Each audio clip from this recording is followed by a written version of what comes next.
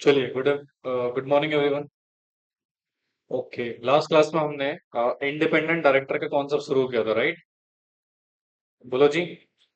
हाँ, तो independent director को लेके बेटा हम बेसिकली अपॉइंटमेंट्स के रिगार्डिंग चीजें डिस्कस कर चुके हैं कि कौन कौन सी कंपनीज है जिनको आईडी अपॉइंट करना मैंडेटरी। देखो, हमने पढ़ा था सर सेक्शन 149 सबसेक्शन 4, जहां पे बेटा बेसिकली हमें ये पता लगता है कि कौन कौन सी कंपनीज को इंडिपेंडेंट डायरेक्टर को अपॉइंट करना मैंडेटरी है। याद है आपको? हाँ जी। तो सर एवरी लिस्टेड कंपनीज को क्या एक आईडी अपॉइंट करना मैंडेटरी है? कितने आईडी होने चाहिए लिस्टेड कंपनी में? 1/3 ऑफ टोटल डायरेक्टर, राइट? उसके बाद हमने पढ़ा था अनलिस्टेड पब्लिक कंपनी में, राइट? उसके तीन सिनेरियो थे: पेड ऑफिशियल कैपिटल जिसकी 10 करोड़ या उससे ज्यादा हो, या फिर टर्नओवर बेटा 100 करोड़ या उससे ज्यादा हो, या फिर हमारे पास जो लोन्स हैं, आउटस्टैंडिंग लोन्स है बेटा, वो एक्सीड कर जाए कितने से? 50 करोड़ से। तो उन केसेस में आपको कम से कम कितने? दो डायरेक्टर आईडी अपॉइंट करने पड़ेंगे। रहो, ये सारी चीजें हम लास्ट क्लास में डिस्कस कर चुके थे, कुछ सेबी के रेगुलेशंस भी हमने पढ़े थे, है ना? आज हम डिस्कस करेंगे दिस पॉइंट। एंड सुनो जरा ध्यान से, यहाँ पर मैं एक सेक्शन पढ़ाने वाला हूं आपको। इधर देखो ध्यान से, हम पढ़ने वाले हैं कंडीशंस रिगार्डिंग इंडिपेंडेंट डायरेक्टर, और ये मैं आपको पढ़ाने वाला हूं सेक्शन 149 सबसेक्शन 6 में। कहाँ पढ़ाने वाले बेटा? सेक्शन 149 सबसेक्शन 6 में बेसिकली हम ये प्रोविजन डिस्कस करने वाले हैं। तो वन बाय वन चीजों को अंडरस्टैंड करेंगे। तो देखिए, सबसे पहले कहते sir an independent director means एक ऐसा डायरेक्टर है जो अदर देन है क्या बेटा? मैनेजिंग डायरेक्टर, या फिर होल टाइम डायरेक्टर, या फिर नॉमिनी डायरेक्टर। ठीक है? Who does not have any material और pecuniary relationship with the company या डायरेक्टर्स। यानी कि सुनो ध्यान से, तो अगर मैं पहली बेसिक कंडीशंस की बात करूं, तो सर ये कह रहा आईडी सर कंपनी का ही एक डायरेक्टर है। आईडी कौन है बेटा? कंपनी का ये डायरेक्टर है, बट कौन नहीं है? Other then. कौन सा डायरेक्टर नहीं है बेटा? सबसे पहला मैनेजिंग डायरेक्टर, बोलो। हाँ, दूसरा whole time director, and the third one is nominee director. ठीक है? तो कंपनी में independent director is a person who is a director of company, other than managing director नहीं हो सकता ये, दूसरा फुल टाइम डायरेक्टर नहीं हो सकता, तीसरा नॉमिनी डायरेक्टर नहीं हो सकता है कंपनी का इंडिपेंडेंट डायरेक्टर। अच्छा, इस डायरेक्टर का क्या नहीं होना चाहिए बेटा? Does not have any material या पिक्यूनरी रिलेशनशिप विद, किसके साथ? कंपनी एंड उसके डायरेक्टर के साथ। ठीक है? यानी कि सुना ध्यान से, तो सर इंडिपेंडेंट डायरेक्टर की जो फर्स्ट कंडीशंस है, वो ये कहता है सर कंपनी का डायरेक्टर इंडिपेंडेंट डायरेक्टर कहलाएगा जो कौन नहीं है? मैनेजिंग डायरेक्टर नहीं है, जो कौन नहीं है? होल टाइम डायरेक्टर नहीं है, जो कौन नहीं है? नॉमिनी डायरेक्टर नहीं है, और जिसका कंपनी के साथ किसी भी तरह का मटेरियल या पिक्यूनरी रिलेशनशिप नहीं है। किसके साथ बेटा? कंपनी और उसके डायरेक्टर के साथ। अब प्रश्न आता है सर ये मटेरियल और पिक्यूनरी रिलेशनशिप क्या है? जनरली एक सिचुएशन है, आगे चल के मैं आपको बताऊंगा। कुछ अमाउंट दिया हुआ है। क्या दिया हुआ है? एक तरीके से आप कह सकते हो सर, ट्रांजैक्शन। कंपनी के साथ क्या करो बेटा? आप कोई ट्रांजैक्शन, राइट? जहां आपकी एक्सीड कर जाती है लिमिट। देखो, कुछ लिमिट तक अलाउड है। अगर कुछ लिमिट कर रहे हो फिर तो कोई दिक्कत नहीं है, बट अगर वो लिमिट एक्सीड हो जाती है बेटा, तो फिर हम मानेंगे पिक्योनरी रिलेशनशिप या फिर मटेरियल रिलेशनशिप। वो लिमिट क्या है हम आगे चलकर डिस्कस करेंगे। फिलहाल आप इतना समझिएगा कि सर बेसिकली एक ऐसा डायरेक्टर जो कंपनी में इंडिपेंडेंट डायरेक्टर बनेगा, जो कंपनी का क्या नहीं है बेटा? मैनेजिंग डायरेक्टर नहीं है, जो कंपनी का होल टाइम डायरेक्टर नहीं है, जो कंपनी का नॉमिनी डायरेक्टर नहीं है। ठीक है? और साथ के साथ इस व्यक्ति का दैट इज मटेरियल या पिक्योनरी रिलेशनशिप नहीं होना चाहिए कंपनी के साथ। ऐसे डायरेक्टर को हम क्या बोलेंगे बेटा? आईडी। क्या मानेंगे इसको? समझ आया? चलिए फर्स्ट कंडीशन लिखिए फटाफट से।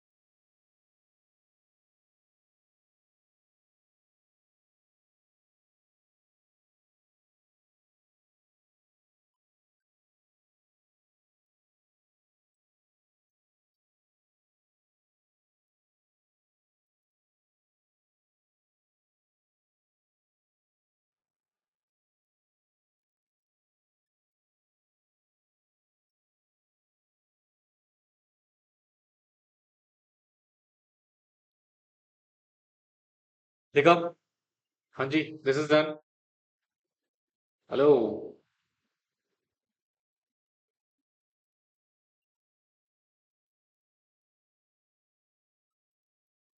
अच्छा, नॉमिनी डायरेक्टर को लेके ना बेटा, जब मैं आगे चल के आपको नॉमिनी डायरेक्टर का कॉन्सेप्ट कराऊंगा ना, तो वहां पर समहाउ हम ये भी देखेंगे कि अगर कंपनी में कोई नॉमिनी डायरेक्टर अपॉइंट कर रहे हैं, राइट, और उसने सेक्शन 149 सबसेक्शन 6 को फुलफिल कर लिया है, तो फिर वो क्या बन सकता है? आईडी बन सकता है। ये हम आगे चल के डिस्कस करेंगे किन सिनेरियो में नॉमिनी डायरेक्टर को हम इंडिपेंडेंट डायरेक्टर मान सकते हैं। बट जनरली बेटा, क्या सेक्शन ने एक्सक्लूड कर दिया है इंडिपेंडेंट, सॉरी, नॉमिनी डायरेक्टर को फॉर द कंसिडरेशन ऑफ कौन सा डायरेक्टर? Independent director. तो जनरली हमने ये समझा कि कंपनी का इंडिपेंडेंट डायरेक्टर बेटा वो पर्सन है जो क्या है बेटा? होल टाइम डायरेक्टर नहीं है, मैनेजिंग डायरेक्टर नहीं है, नॉमिनी डायरेक्टर नहीं है, और ना ही इसका क्या है बेटा कंपनी के साथ कोई मटेरियल या पिक्योनरी रिलेशनशिप नहीं है कंपनी और उसके डायरेक्टर के साथ।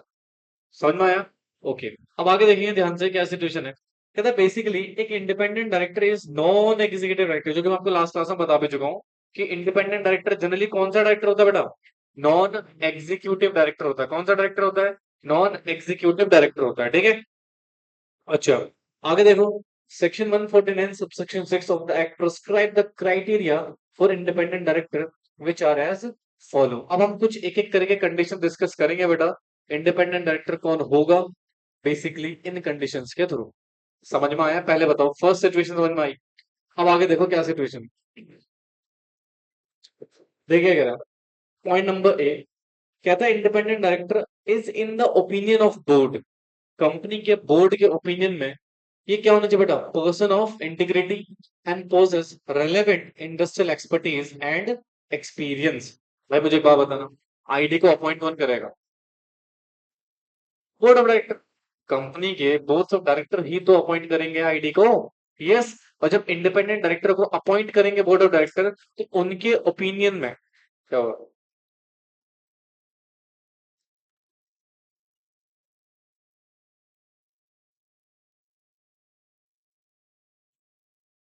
ठीक है। तो उनके ओपिनियन में बेटा ये पर्सन क्या होना चाहिए? इंटीग्रिटी का दृढ़ निश्चय वाला, जिसका निश्चय क्या हो बेटा? बहुत दृढ़ हो। और इसने पोजेस कर रखा हो क्या बेटा? इंडस्ट्रियल एक्सपर्टीज एंड एक्सपीरियंस, भाई ऑब्वियस सी बात है ना, जैसे फॉर एग्जांपल मान लो तेरे इधर हॉस्पिटल, क्या है बेटे, हॉस्पिटल है, ठीक है। अब हॉस्पिटल में let us hospital is a public company, hospital क्या है, पब्लिक कंपनी है। अब इसको अपॉइंट करना है कौन, आईडी। किसको अपॉइंट करना है हमें, आईडी अर्थात इंडिपेंडेंट डायरेक्टर। भाई किसको अपॉइंट करूं, क्या मैं एक टेक्सटाइल एक्सपर्ट पर्सन को अपॉइंट कर दूं, हाँ, एक बंदा जो टेक्सटाइल का एक्सपर्ट है, क्या उसको अपॉइंट कर दूं यहाँ पे, नहीं भाई। भाई हॉस्पिटल का टेक्सटाइल इंडस्ट्री से क्या लेना देना। मैं अगर हॉस्पिटल में अपॉइंट कर रहा हूं तो किसको अपॉइंट करूंगा, जो हॉस्पिटल से रिलेटेड एक्सपर्टीज हो, मतलब डॉक्टर वगैरह हो, उसी को तो अपॉइंट करूंगा। तो सर इस व्यक्ति को अपॉइंट नहीं करूंगा, मैं किसको अपॉइंट करूंगा, जिस इंडस्ट्री में मुझे उस पर्टिकुलर आईडी की जरूरत है, उस इंडस्ट्रियल एक्सपर्टीज में है या नहीं है, उसके रिगार्डिंग मैं उसको अपॉइंट करूंगा।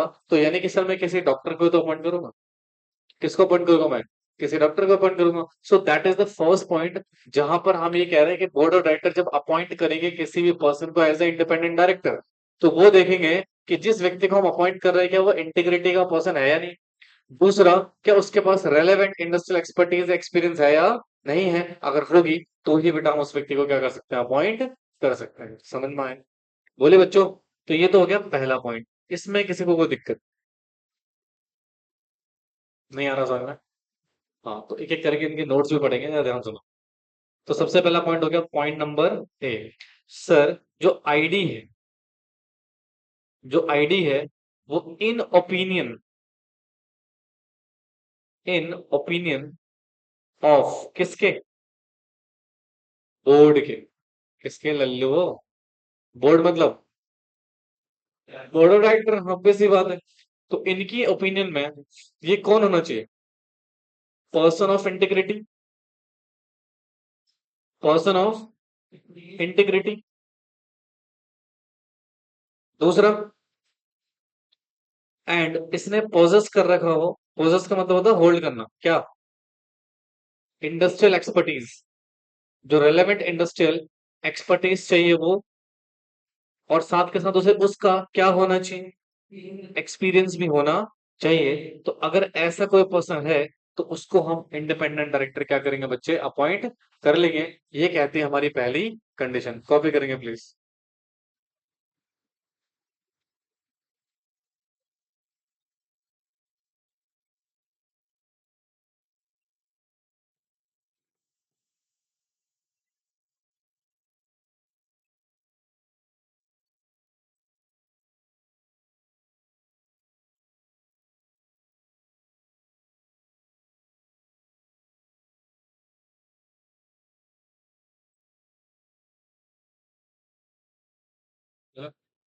हाँ जी नमस्कार, क्लास में हूँ बताइए। अच्छा अच्छा, क्लास में हूँ। हम्म। हम्म।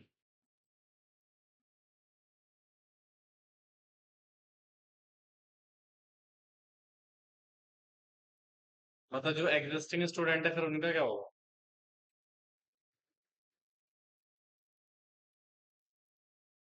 चलो मैं करता हूँ थोड़ी देर में बात करो। ठीक, ये लिखा आप लोगों ने, हाँ जी। तो सर ये हो गया हमारा पहला पॉइंट कि पर्सन ऑफ इंटीग्रिटी और रेलेवेंट एक्सपर्टीज का होना चाहिए। अब ये पॉइंट देखिए, कह रहे हैं सच इंडिविजुअल, मतलब जिसको आप क्या बना रहे हो, आईडी, क्या लिखा हुआ है, शेल नॉट बी, क्या नहीं होना चाहिए बेटा, प्रमोटर नहीं होना चाहिए। दूसरा, रिलेटेड टू प्रमोटर नहीं होना चाहिए ऑफ द कंपनी, और इट्स होल्डिंग सब्सिडरी और एसोसिएट कंपनी। अब जरा सुनो तो ध्यान से, पॉइंट नंबर बी क्या गया, ध्यान तो सुनना बच्चे प्लीज। जैसे मान लो ये हमारी कंपनी है, ये हमारी क्या है, कंपनी है। अच्छा, इस कंपनी के तीन सिनेरियोज हम देख लेते हैं। समहाउ हो सकता है कंपनी की होल्डिंग कंपनी हो,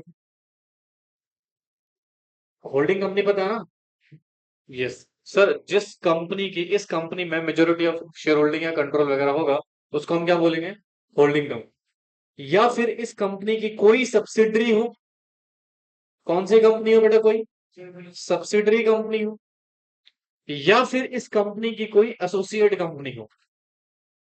कौन सी कंपनी हो? क्या ये तीनों ही कॉन्सेप्ट हम प्रीवियस सेशंस में पढ़ चुके हैं ऑलरेडी? हाँ जी, होल्डिंग कंपनी भी मैं आपको पढ़ा चुका हूँ, सब्सिडरी कंपनी भी मैं आपको पढ़ा चुका हूँ, एंड एसोसिएट कंपनी भी हम ऑलरेडी डिस्कस कर चुके हैं। ठीक है, अब सुनो, क्या कंपनी में कुछ प्रमोटर हो सकते हैं? हाँ, ऑफ कोर्स। क्या इनमें भी कोई प्रमोटर हो सकता है? बोलो। यस, प्रमोटर का मतलब जनरली कौन होता है बेटा? अ person who establish the company. हाँ, उसकी डेफिनेशन तो आपको याद होगी, सेक्शन 2 क्लॉज 69 मैंने पढ़ाई थी आपको प्रमोटर की। अब सुनो, सर मैं किसी मिस्टर एक्स को as a independent director appoint करना चाहता हूँ। मान लो ये अपॉइंट होना चाह रहा है, want to appoint as a ID, यानी कि इस कंपनी में आप एज ए क्या होना चाह रहे हो? आईडी अपॉइंट होने जा रहे हो। अब सुनो ध्यान से, ये जो एक्स है ना, मस्ट नॉट बी, कौन नहीं होना चाहिए? प्रमोटर नहीं होना चाहिए, और ना ही बेटा क्या हो, रिलेटेड टू प्रमोटर।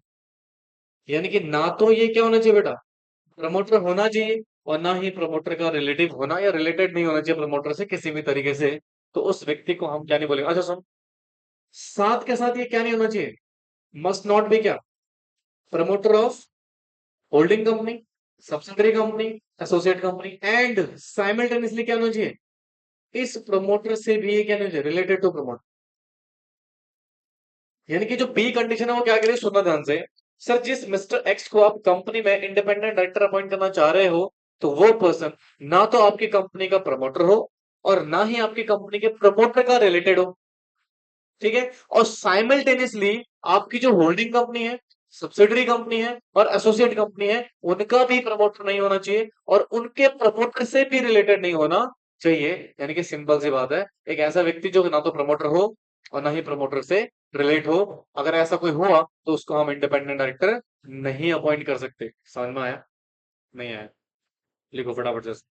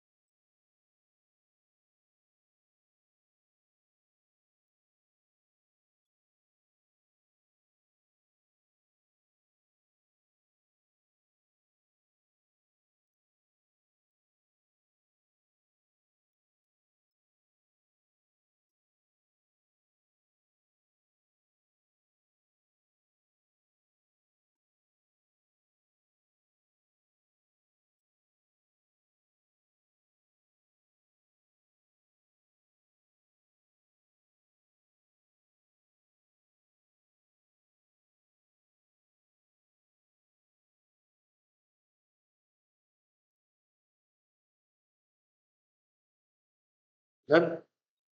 समझ आया आपको? तो यहाँ पर एक तरीके से कितनी कंडीशन है, दो, है ना? पहला, कंपनी से प्रमोटर से रिलेटेड नहीं होना चाहिए। दूसरा, कंपनी से जो एसोसिएट कंपनीज हैं जैसे होल्डिंग सब्सिडरी और उसके एसोसिएट, उनसे भी आपका कोई रिलेशन नहीं होना चाहिए एज ए प्रमोटर। ठीक है, समझ में आया? Okay, so this is point number B also completed. तो हमारे पास पॉइंट ए हो गया और हमारे पास पॉइंट बी हो गया। ठीक है, ये दो पॉइंट हम ऑलरेडी डिस्कस कर चुके हैं सर। अब आइए नेक्स्ट पॉइंट की ओर, पॉइंट नंबर सी। अब सुनिए ध्यान से क्या कह रहा है। सच इंडिविजुअल हु हैज और had no pecuniary relationship other than remuneration as such director or having transaction not exceeding 10% of total his income or such other amount as may be prescribed। यानी कि सुनो ध्यान से क्या कह रहे हैं सर, ये जो पर्सन है जिसको अपॉइंट कर रहे हो, ठीक है, उसका कोई भी रिलेशन नहीं होना चाहिए और ना ही हो। कौन सा रिलेशन बेटा? No pecuniary relationship. अच्छा, पिक्योनरी रिलेशनशिप में हमने किसको छोड़ दिया है? Other than remuneration as such director. यानी कि पिक्योनरी रिलेशनशिप में क्या नहीं आएगा बेटा? रेमुनरेशन नहीं आएगा। क्या नहीं आएगा भाई? बात होता ना, इंडिपेंडेंट डायरेक्टर को अपॉइंट कर रहे हो ना, तो उसको सैलरी वगैरह तो दोगे। हाँ, तो वो सैलरी हम पिक्योनरी रिलेशनशिप को कंसिडर नहीं करेंगे। अच्छा, और या फिर कोई भी ट्रांजेक्शन नॉट एक्सीडिंग कितना? 10% ऑफ टोटल हिज इनकम और सच अदर अमाउंट एज में बी प्रेस्क्राइब। मतलब उसकी इनकम का 10% से ज्यादा का जो ट्रांजेक्शन है वो कंपनी के साथ नहीं होना चाहिए। ठीक है, देखो, ठीक है। तो sir 10% of the total his income और सच अमाउंट। अच्छा देखो, किसके साथ? विद द कंपनी, उसकी होल्डिंग कंपनी, उसके सब्सिडरी कंपनी, एसोसिएट कंपनी और उसके प्रमोटर के साथ, डायरेक्टर के साथ, ड्यूरिंग कब बेटा? Two immediate preceding financial year और ड्यूरिंग द करंट ईयर। अब जरा समझते हैं इस वाले पॉइंट को भी। पॉइंट नंबर, यहां तो सुनना बच्चों, पॉइंट नंबर सी क्या कह रहा है जनरली हमारा, ध्यान से देखो। जैसे मान लो यहाँ पर अगेन मैं वही एग्जांपल लेके चलता हूँ। यहाँ पे क्या है? कंपनी। और हेयर कंपनी की देयर इज होल्डिंग कंपनी। कौन सी कंपनी बच्चे? Holding company. और कंपनी की सब्सिडरी कंपनी। कौन सी कंपनी जी? Subsidiary company. और कंपनी की क्या? Associate company. कौन सी कंपनी बेटा? Associate company. ठीक है, तो सर यहाँ पे जनरली हम लोग होल्डिंग की भी बात करेंगे और एसोसिएट सब्सिडरी की बात करेंगे और एसोसिएट कंपनी की बात करेंगे। बेटा ध्यान से सुनना प्लीज। अब अगेन यहाँ पर मैं एग्जांपल लेता हूँ मिस्टर एक्स का। किसका? मिस्टर एक्स का। और यहाँ पर मान लेते हैं इसकी जो इनकम है वो मान लेते हैं एनुअली, एक जस्ट हाइपोथेटिकल एग्जांपल ले रहा हूँ, तो 1 लाख रुपए मान लेता हूँ। इनकम कितनी भी हो सकती है, हमने जस्ट एग्जांपल लिया है। ठीक है दोस्तों, अब बोलो भाई लल्लू। यानी कि सर मिस्टर एक्स का ना नो एनी पिक्योनरी रिलेशनशिप विद, किसके साथ? कंपनी के साथ या फिर उसके होल्डिंग कंपनी या फिर उसके सब्सिडरी कंपनी या फिर उसके, अच्छा, साथ के साथ और कौन कवर हो जाएगा इसमें? प्रमोटर्स के साथ। और प्रमोटर और रिलेटेड टू प्रमोटर था ना, देखो, promoter, their promoter director during the year. ठीक है, यानी कि सुनो ध्यान से। अब यहाँ पे क्या सिचुएशन है सर? यानी कि सर एक ऐसा व्यक्ति जिसकी कोई भी पिक्योनरी रिलेशनशिप नहीं है, किसके साथ? किसके साथ? किसके साथ? किसके साथ? किसके साथ? किसके साथ? मतलब इनके साथ आपका किसी भी तरह का पिक्योनरी रिलेशनशिप नहीं होना चाहिए। क्लियर है? अब सुनो ध्यान से। सर यहाँ पे ये जो पर्टिकुलर सिचुएशन है पिक्योनरी रिलेशनशिप का, इसमें ना हम कुछ चीजों को छोड़ रहे हैं। किसको छोड़ रहे हैं बेटा? यानी कि हम ये मान रहे हैं आप एक्सेप्ट ये ट्रांजेक्शन कर सकते हो जो नीचे दी हुई है। राइट, सबसे पहला आप कंपनी से जो रेमुनरेशन ले रहे हैं, क्या ले रहे हैं बेटा? उसको हम क्या नहीं मानेंगे? पिक्योनरी रिलेशनशिप का पार्ट नहीं मानेंगे। या फिर कोई भी ट्रांजेक्शन आप कंपनी के साथ कर रहे हैं, यानी कि मिस्टर एक्स की कोई भी ट्रांजेक्शन कंपनी के साथ हो रही है, बट वो ट्रांजेक्शन किससे ज्यादा नहीं होनी चाहिए बेटा? यानी कि must not exceed, must not exceed क्या?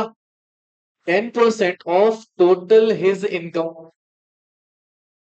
यानी कि हिज इनकम मतलब एक्स की इनकम के टोटल इनकम का 10% से ज्यादा नहीं होना चाहिए। तो सुनो, हमारे एग्जाम्पल के हिसाब से हमारे मिस्टर एक्स की इनकम कितनी है और इसका 10% कितना होगा? यानी कि 10,000 तक की ट्रांजेक्शन है तो ठीक है, कोई दिक्कत नहीं है। राइट, बस 10% से ज्यादा की जैसी ट्रांजेक्शन हो जाएगी तो क्या फिर वो पिक्योर रिलेशनशिप बन जाएगा? यानी कि देखो तो ध्यान से, मैं क्या कह रहा हूँ बेटा, ध्यान से सुनना कंसंट्रेशन के साथ, बहुत कंफ्यूज हो जाओगे ना तो। ये वाला पॉइंट को थोड़ा और एलिब्रेट करते हैं।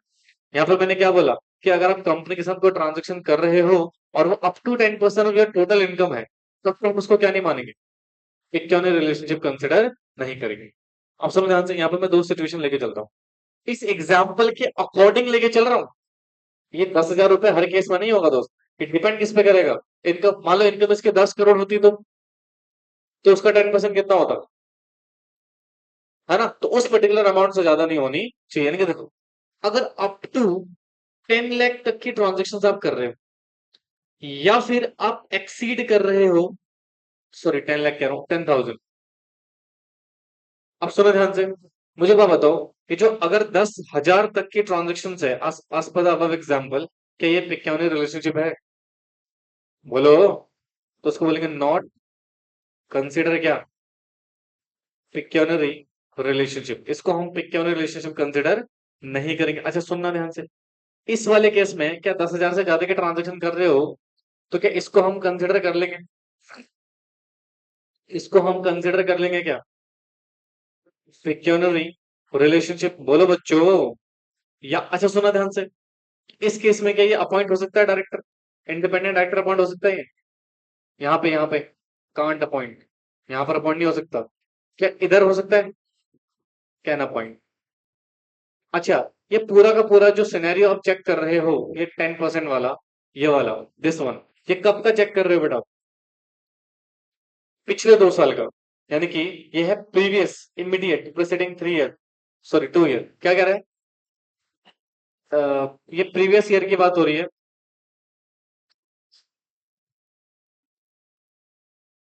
Immediate preceding financial year.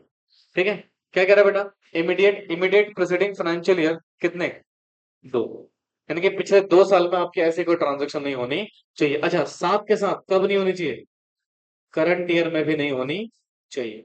समझ में आया? यानी कि पिछले 2 सालों से आपका कंपनी के साथ पिक्योनिक रिलेशनशिप नहीं होना चाहिए।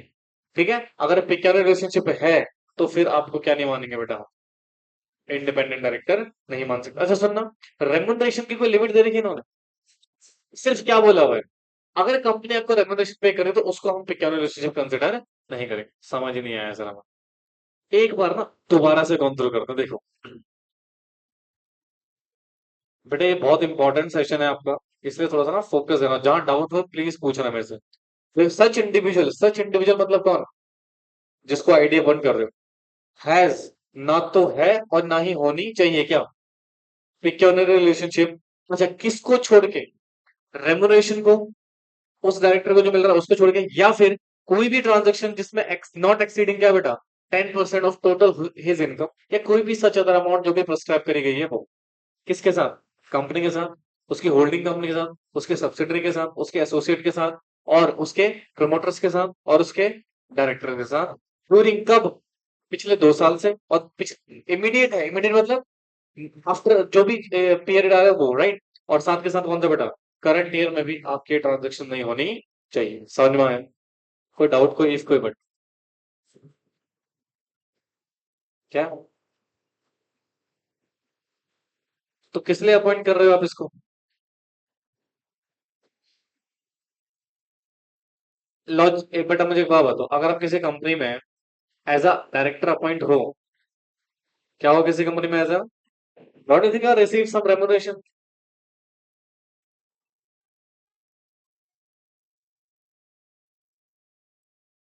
मतलब आप जैसे फॉर एग्जांपल नॉलेज वेंचर एक पब्लिक कंपनी है, मैंने आपको एज अ आईडी अपॉइंट करा हुआ है। क्या अपॉइंट करा हुआ है? आपको सैलरी कौन पे करेगा? नॉलेज वेंचर देगा ना, गवर्नमेंट थोड़ी पे करेगी। तो जो मैं आपको सैलरी पे करूंगा ना, उसको पे क्या लिमिट में कंसिडर ही नहीं करा, देखो ना, एक्सेप्ट बोला तो है। अगर आप सैलरी जो पे कर रहे हो, रेमुनरेशन जो पे कर रहे हो, उसको हम किसका पार्ट नहीं मानेंगे, पिक्योनिक रिलेशनशिप का पार्ट नहीं मानेंगे।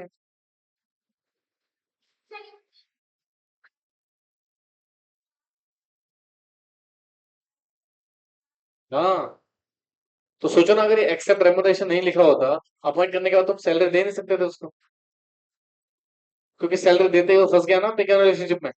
अगर इसको एक्सक्लूड नहीं करा होता तो। समझे या नहीं समझे? पक्का? क्योंकि देखो ना, आप ऑडिटर को पेमेंट नहीं करते। जब कंपनी सीए को, प्रैक्टिसिंग सीए को ऑडिटर अपॉइंट करती है, क्या कंपनी उसको पेमेंट नहीं करती है? हाँ। जब मैं आपको आगे चल के ऑडिटर के रिगार्डिंग सेक्शन पढ़ाऊंगा तो वहां पर भी ये सिचुएशन आएगा। भैया सैलरी तो उसका जो सर्विस चार्ज हो वो तो दोगे ना आप यार, फ्री में थोड़ी काम करेगा कोई। है ना? हाँ जी।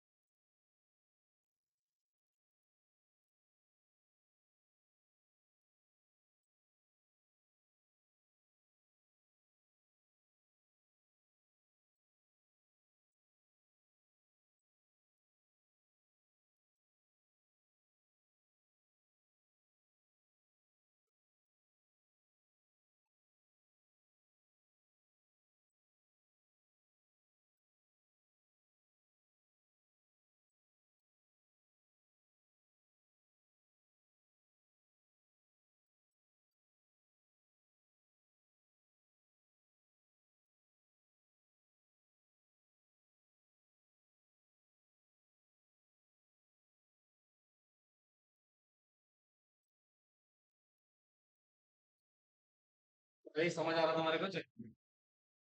आ रहा है समझ में, ऐसे बहुत सारे कंडीशन आएंगे अभी।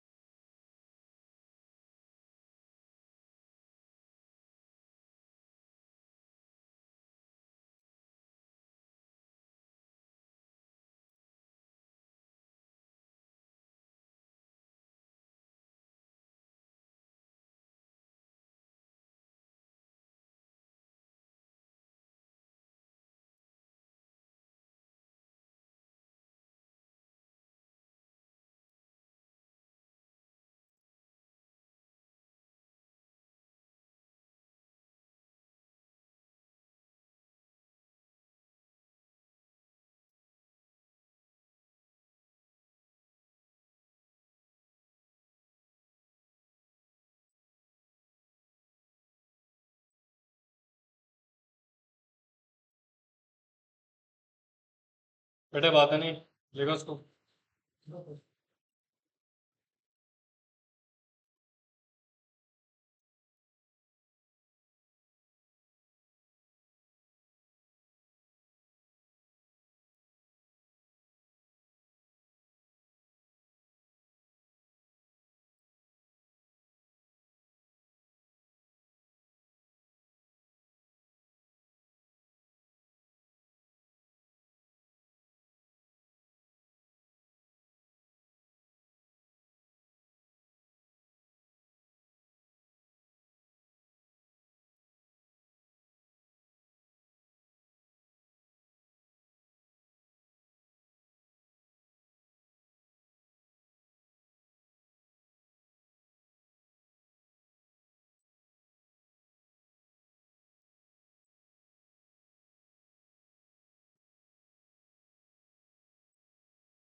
बेटे टू, टू इमीडिएट लिखा है, ठीक है, टू है।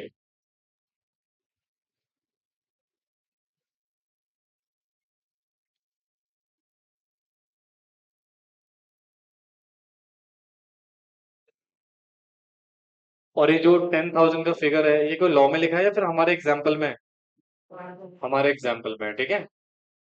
वो डिपेंड करता है सामने वाले पर्सन की इनकम कितनी जनरेट हो रही है पूरे साल।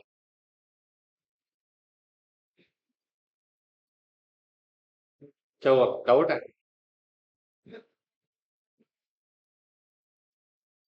Immediate preceding financial year, book में लिखा तो है, बुक नहीं लाया?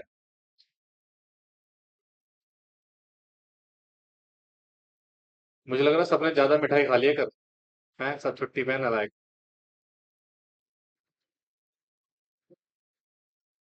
अर्नब, खुशबू, चारू, और कौन है?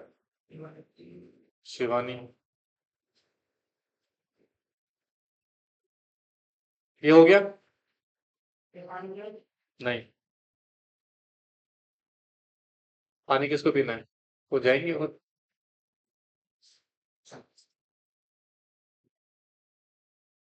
ये लिखा आप लोगों ने? हाँ जी। चलो, पॉइंट नंबर सी समझ में आया? कितने पॉइंट पढ़ लिए? एक तो हमने बेसिक कंडीशन पढ़ लिया था, उसके बाद हमने पॉइंट ए पढ़ा, राइट, इंटीग्रिटी एंड एक्सपर्टीज वाला। फिर हमने पढ़ा प्रमोटर नहीं होना चाहिए, प्रमोटर से रिलेटेड पर्सन भी नहीं होना चाहिए। और फिर हमने पिक्योनियर रिलेशनशिप के बारे में सिचुएशन डिस्कस किया। यहां तक कोई दिक्कत? अब सुनना, इसके बाद का scenario is again very very important. इधर देखो, डी पॉइंट हमारा बेसिकली बात कर रहा है किसको लेके?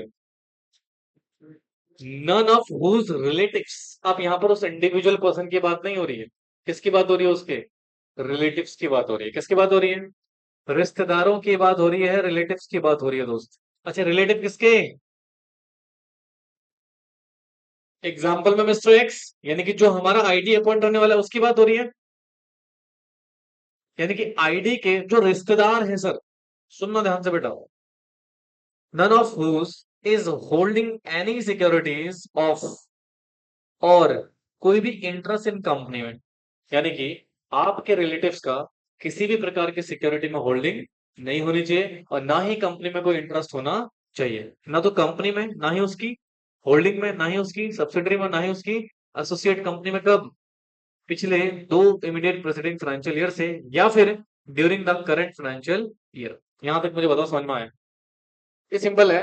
यहाँ पर प्रमोटर की बात हो रही है उसके रिलेटिव्स की। उसके रिलेटिव, सुनो ध्यान से, मैं वन बाय वन इसको समझाऊंगा आपको, बहुत कॉन्स्टेंटली सुनना, क्योंकि इससे कुछ एक्सेप्शन भी रहेंगे आपके। अब सर मैं पॉइंट नंबर डी की बात कर रहा हूं, तो डी का पॉइंट आई हम डिस्कस कर रहे हैं फॉर एग्जाम्पल, ठीक है? ये कह रहा है सर, हमारा जो मिस्टर एक्स है, जिसको हम क्या अपॉइंट करने जा रहे हैं, एज ए आईडी अपॉइंट करने जा रहे हैं, तो चेक करो इसके जो रिलेटिव्स हैं। अभी मैं आपको रिलेटिव की, अच्छा रिलेटिव का मतलब क्या? बॉडी में, अबे आप लॉ पढ़ रहे हो दोस्त, तो रिलेटिव की डेफिनेशन होगी, राइट? रिलेटिव की क्या होगी? डेफिनेशन। अभी मैं आपको बताऊंगा who is the relative, proper relative की डेफिनेशन डिस्कस करेंगे। अब रिलेटिव में तो बहुत सारे लोग आ जाएंगे। कौन कौन कंसिडर होगा रिलेटिव भाई? कंपनीज एक्ट कहता है आप और आपकी वाइफ ही आपके रिश्तेदार हैं बस, और कोई भी आपका रिश्तेदार नहीं। ठीक है? अगर मैं आपको सेक्शन 2 क्लॉज 77 अगर पढ़ाऊंगा, क्या पढ़ाऊंगा बेटा? सेक्शन 2 क्लॉज 77 अगर आपको पढ़ाऊंगा सर, आज की क्लास मैं देखना, बाहर मैडम आ गई।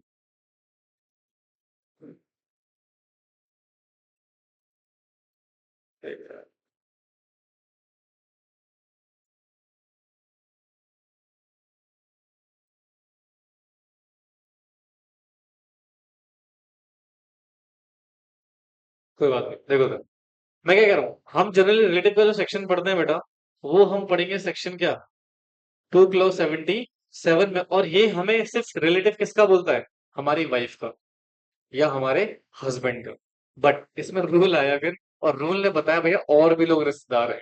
ठीक है? तो वो रूल भी हम डिस्कस करेंगे और इस सेक्शन में हम डिस्कस करेंगे। फिलहाल आप ये समझिए कि सर जो प्रमोटर है और उसके क्या है बेटा? रिलेटिव। अब हम प्रमोटर की बात कर रहे हैं, उसके रिलेटिव की बात कर रहे हैं।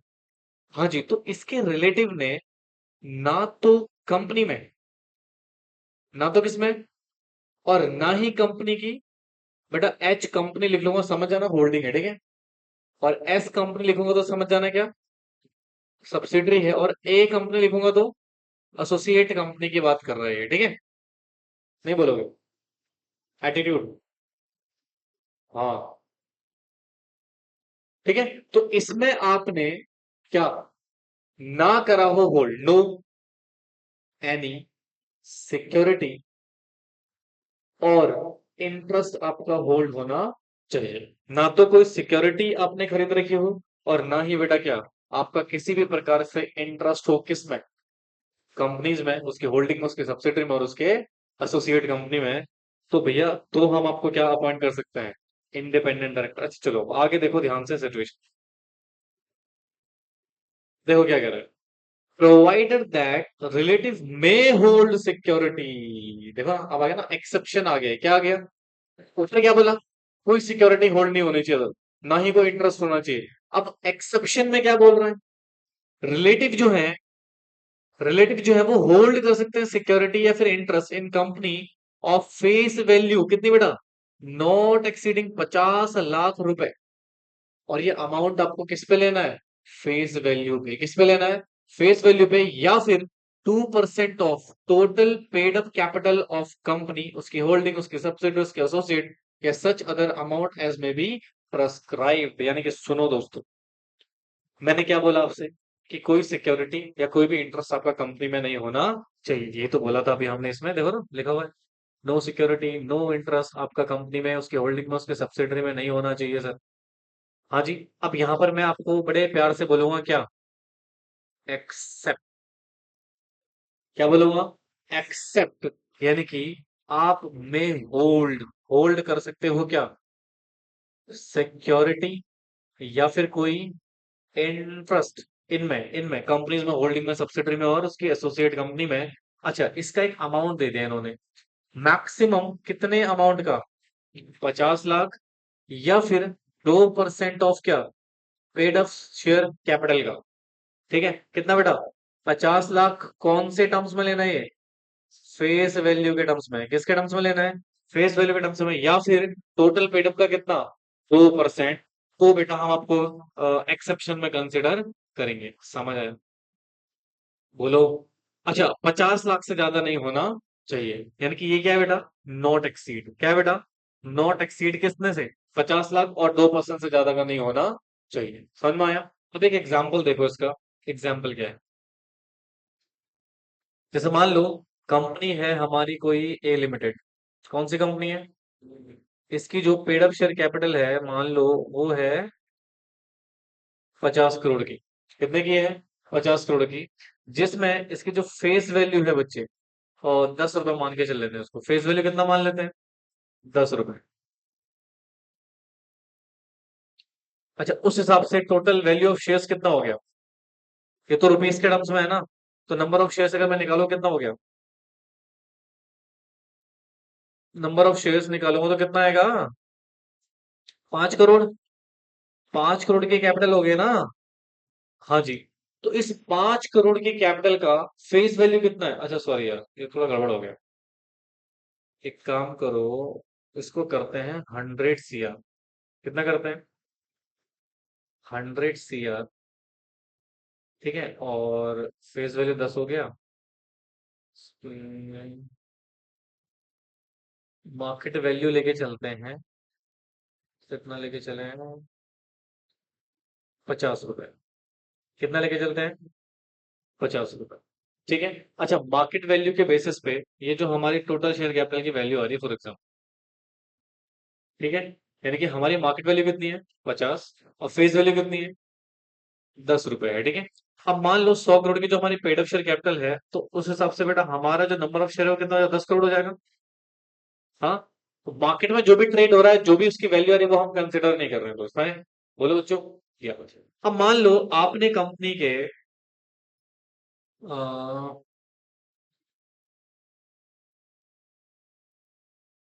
10 लाख शेयर खरीदे हो।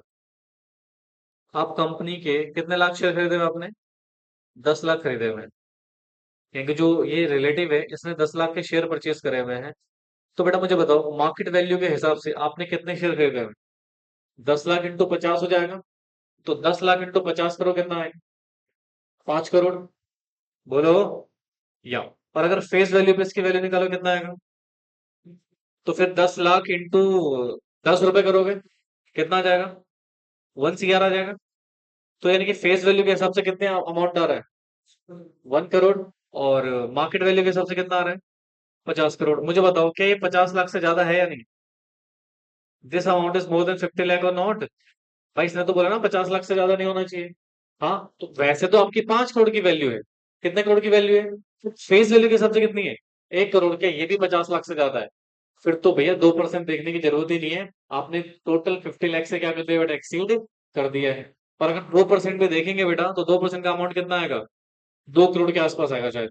Right. So that is a basic situation sir. ऐसी किसी प्रकार की होल्डिंग आपकी कंपनी में नहीं होनी चाहिए। फेस वैल्यू के हिसाब से 50 लाख से ज्यादा नहीं होनी चाहिए, या फिर 2% of paid up share capital से ज्यादा नहीं होनी चाहिए। अगर ऐसा हुआ तो फिर भैया जो रिलेटिव है, उसका जो पर्सन है, उसको हम क्या नहीं अपॉइंट कर सकते।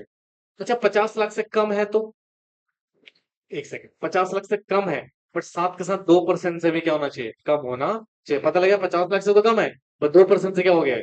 ज्यादा हो गया। दोनों चीज देखोगे। पेड अप शेयर कैपिटल का क्या देखोगे? 2% भी। और टोटल वैल्यू का कितना देखोगे? 50 लाख। 50 लाख से कम है, 2% से कम है, आईडी बन जाएगा। हाँ जी। भाई 50 लाख से ज्यादा है, 2% से कम है, आईडी बन जाएगा। नहीं, क्योंकि 50 लाख से ज्यादा हो गया ना। नहीं समझ में आ रहा? आया समझ में? या लिखो जरा इसको।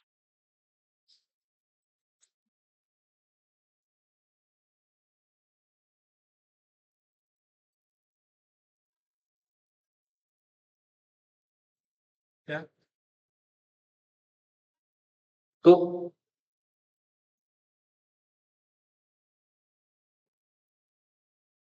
अगर एंड लिखा होता तो दोनों फुलफिल होनी चाहिए। और में कोई एक भी फुलफिल हो गया तो फंस जाओगे ना। तो अगर 50 लाख से ज्यादा हुआ तो 50 लाख वाले में फंस गए। अब 2% देखने की जरूरत है। अगर 2% सुनो, तो 50 लाख से कम है, फिर क्या चेक करोगे? 2%। अगर 2% से भी कम है फिर क्या कोई दिक्कत है? नहीं। बट अगर मान लो 50 लाख से कम है तो 2% से क्या हो गया? ज्यादा हो गया, तो क्या फंस जाओगे? हाँ वो चीज है।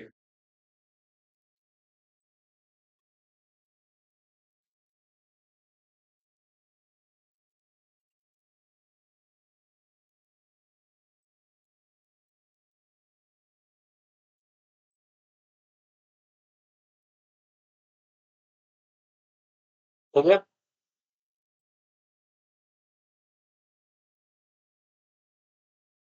मोहित यार जल्दी करो, ऐसे कैसे काम चलेगा?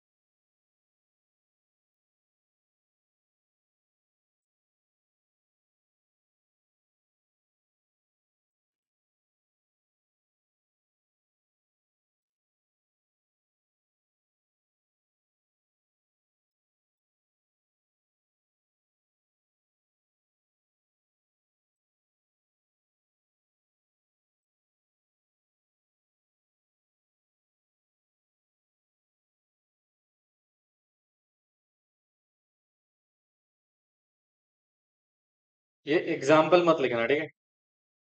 मैं अभी आपको एक केस कराऊंगा, वो वाला एग्जाम्पल लिख लेना।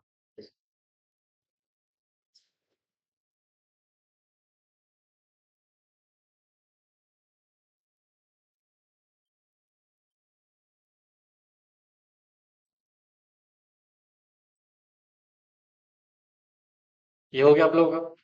अब सुनो, आपको मुझे बताना है कि क्या इस केस में इंडिपेंडेंट डायरेक्टर जो है मिस्टर एक्स बन सकता है या नहीं बन सकता। अच्छा उससे पहले ना, सॉरी केस छोड़ो, पहले आप रिलेटिव का मतलब समझो। हमें ये तो बताओ रिलेटिव कौन है। तो रिलेटिव का मतलब, अगर मैं कंपनी के हिसाब से बताऊं मीनिंग, तो कंपनी एक डिफाइन करता है बेटा relative under section 2 clause 77, plus इसको रीड करिए रूल 4 के साथ। किसके अंदर बेटा? रूल 4 के साथ। ठीक है। अब सुनो ध्यान से। जब मैं 77 की बात करूं तो ये कहता भैया, जो member of H U F होंगे, HUF जानते हैं ना? हिंदू अनडिवाइडेड फैमिली, जितने भी मेंबर होंगे वो फैमिली माना जाएगा। क्या माना जाएगा? फैमिली। दूसरा इसने कहा हस्बैंड एंड वाइफ, ये रिश्तेदार है। बस यही लिखा हुआ है इस पर्टिकुलर सेक्शन में। ठीक है, यानी कि या तो आप मेंबर ऑफ HUF होने चाहिए, अगर आप मेंबर ऑफ HUF हैं तो आप क्या है? फैमिली है, रिलेटिव है। ठीक है, और या फिर आप हस्बैंड वाइफ है तो आप क्या है बेटा? रिलेटिव है। समझ रहे हो? बाकी किसी को भी इन्होंने रिश्तेदार नहीं माना। यहाँ तो कोई दिक्कत। बट रूल 4 ने कहा अरे रुको भैया, और भी रिश्तेदार हैं जमाने में। ठीक है, तो जैसे मिस्टर एक्स की मैं बात करूं, यहाँ पर एक चार्ट में हम समझेंगे इसको। तो मिस्टर एक्स का कौन कौन रिलेटिव होगा? तो सबसे पहले इसके फादर इसके रिलेटिव होंगे। कौन रिलेटिव होंगे इसके? इसके फादर को हम इसका रिलेटिव मान लेंगे, बोलो। अच्छा, अगर इसके कोई स्टेप फादर हैं, उनको भी हम इसका रिश्तेदार मान लेंगे। यानी कि फादर इंक्लूड क्या बेटा? Step father. ठीक है। अच्छा सुनो, फादर के साथ साथ इसकी जो मदर होगी,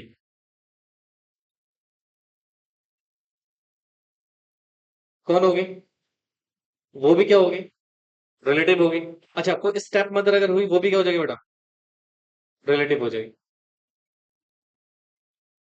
ठीक है, तो फादर मदर दोनों क्या है? रिलेटिव है। ठीक है, और father include step father, mother include step mother. यहां तो कोई दिक्कत नहीं आ रहा। अच्छा सुनो, मान लो देयर इज अ सिचुएशन, इसका कोई बेटा है, वो इसका रिश्तेदार है। अच्छा, बेटे की वाइफ, वो भी रिश्तेदार है, यानी कि रिलेटिव है। ठीक है। अच्छा, इसकी कोई डॉटर है, कौन है? डॉटर है, वो इसके रिलेटिव है। अच्छा, डॉटर का हस्बैंड, वो भी रिलेटिव। डॉटर्स हस्बैंड, वो भी क्या है? सर भाई बहन को भूल गए क्या? अभी तो रक्षाबंधन मनाया, और अब भूल रहे हो, बहुत गलत बात। मैं नहीं बोल रहा दोस्त, कम प्रोजेक्ट भूल गया है। बट फिर हमने इसको याद दिलाया।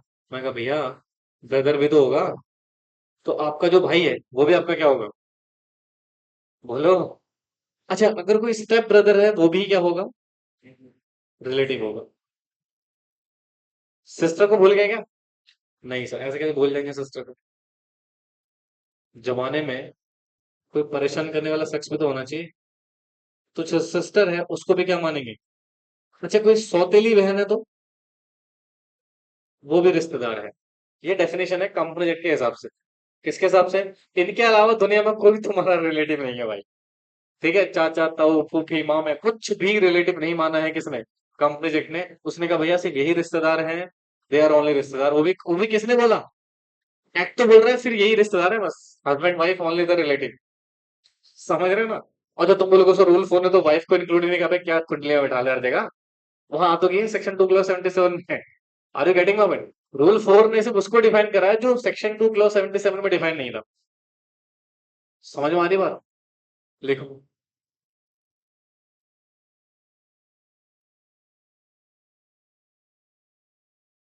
अगर तुम्हारे ताऊ जी ने किसी कंपनी में शेयर होल्ड करे हैं, तो क्या तुम उस कंपनी के इंडिपेंडेंट डायरेक्टर बन सकते हो? हाँ, क्योंकि वो रिश्तेदार ही नहीं है। पराये लोग हैं वो। कह रहा मुझे तो पता ही था सर, कम प्रोजेक्ट ने साबित कर दी।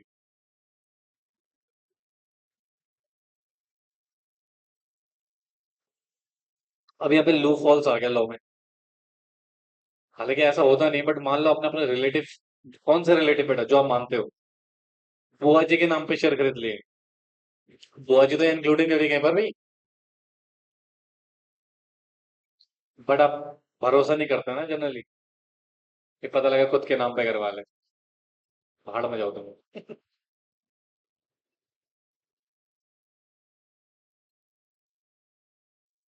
अमित घर जाके बोलना मत आप मेरे रिलेटिव नहीं हो। हैं?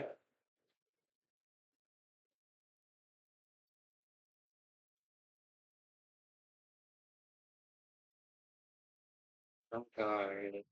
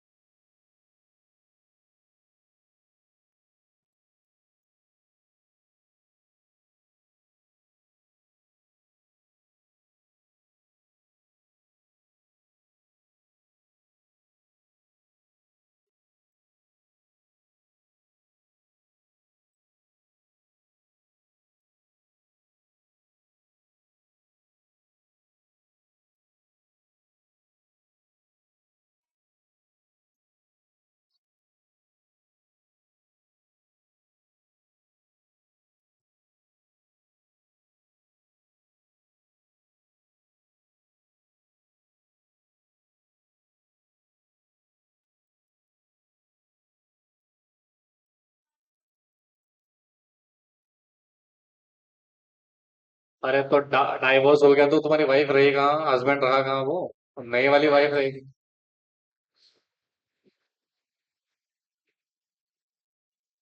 बेटा सन तो है ना, वो उसी में तो आ गया। हस्बैंड वाइफ का रिलेशन खत्म हुआ है, बेटे का रिलेशन थोड़ी खत्म हो गया है। जैसे मान लो एक एक्स है, उसकी वाइफ से शादी होती है, दो बच्चे हैं उनके, सन और डॉटर, वो तो रिलेटिव है ही, ठीक है। अब मान लो डाइवोर्स हो गया, डाइवोर्स किसके बीच में हुआ है? एक्स वाई के बीच में। क्यों, बच्चों के बीच में भी हो गया डाइवोर्स, तो बच्चे रहेंगे ना जीवन भर। हाँ उनके साथ भी होगा ऑफ कोर्स। और एक बार शादी करके बर्बाद होने के बाद दूसरी बार क्यों करेगा बंदा? सौतेली भी? मैं सौतेली हुई? क्या बोल रहा है तू?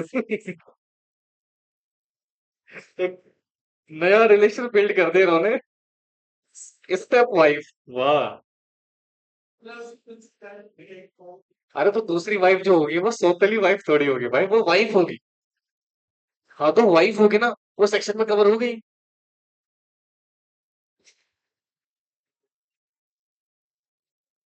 और कोई डाउट? सौतेली वाइफ?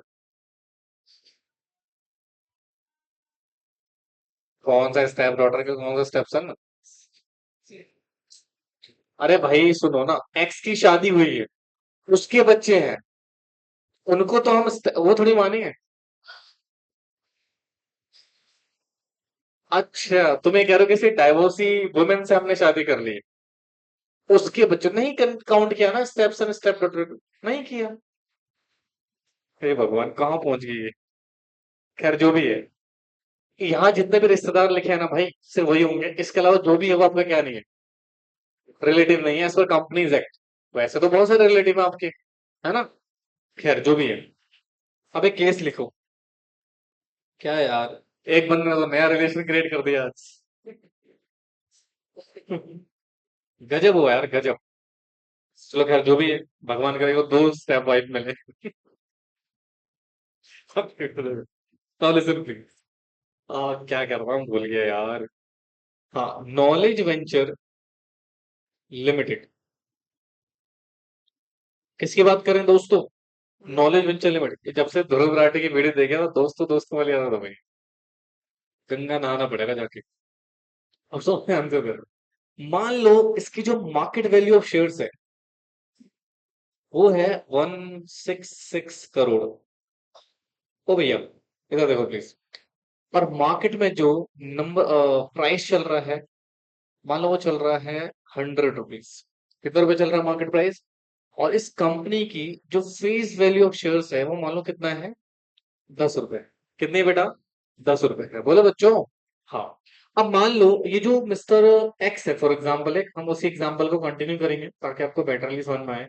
तो मिस्टर एक्स ना, हम अपॉइंट करना चाहते हैं इसको अपनी कंपनी में एज अ आईडी। क्या अपॉइंट करना चाह रहे हैं बच्चा? एज अ आईडी, ठीक है।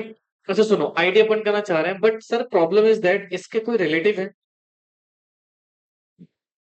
उनकी ना कुछ होल्डिंग है कंपनी में। इनकी क्या है कंपनी में? कुछ होल्डिंग है, इन्होंने होल्ड कर रखे हैं कुछ शेयर्स कंपनी में। लेट अस अज्यूम कंपनी के इन्होंने शेयर होल्ड कर रखे हैं 5 लाख के। कितने लाख के? 5 लाख के। तो सर हमें ना यहाँ पर ये बताना है कि कंपनी की जो, अच्छा इसी को ना, that is paid up share capital, इसी को मान लेना, ठीक है। जो market market value of shares है, उसी को क्या मान लेना? पेड अप शेयर कैपिटल मान लेना, ठीक है। तो हम ये जानना चाह रहे हैं, क्या कंपनी में मिस्टर एक्स को हम as a independent director appoint कर सकते हैं नहीं कर सकते, ये आपको बताना है। जरा मुझे फटाफट से बताओ, जल्दी से करो। केस आपके सामने है ना, जल्दी करो।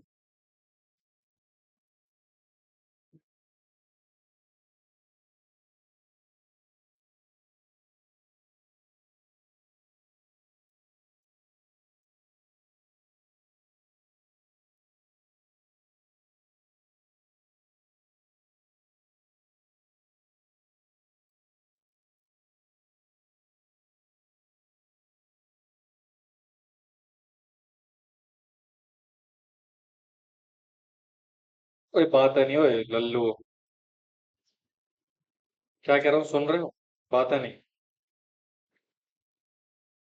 करो फटाफट से। काजल, करो। तुम कैसे दुखी हो रही हो? पैसे नहीं मिलेंगे कल? कितनी कमाई हुई? 3000 रुपीज, वाह। 1000 रुपीज। अच्छा, बाकी तो कोई वुमेन नहीं। तुम्हारे कितने? कितना पैसा खत्म हुए? 500 रुपए? हाँ, तो ज्यादा हो गया।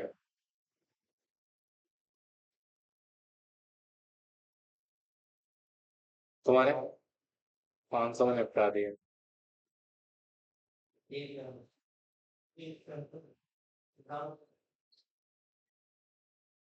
1 रुपए? अच्छा, 1000। 3000 रुपए? फीस टाइम पे जमा नहीं, बहुत मारोगे याद रखे। हाँ जी, बोलिए। मिस्टर देवाशीष, हो गया आपका क्वेश्चन? कितना हुआ? आई मीन होगा पॉइंट? पक्का? कितनी होल्डिंग है? अच्छा, देख लेते हैं एक बार।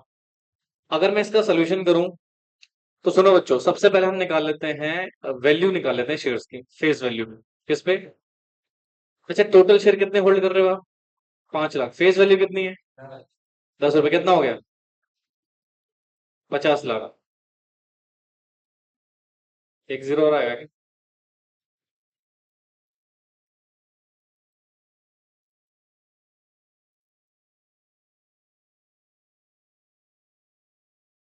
राइट। 50 लाख की वैल्यू है। अच्छा, हम निकालते हैं पेड ऑफ शेयर कैपिटल का परसेंटेज। अच्छा, अगर मैं 2% निकालूं paid of share capital, 2% of paid of share capital, भाई साहब पेड ऑफ शेयर कैपिटल मैंने कितना कंसिडर करने को बोला था आपको? 2% कितना है? दैट इज 166 करोड़ का 2% बताना कितना आ रहा है? कितना? 33,20,000। वे देख लेते हैं, इंटू 2%। क्या आएगा आपका? 3.32 करोड़।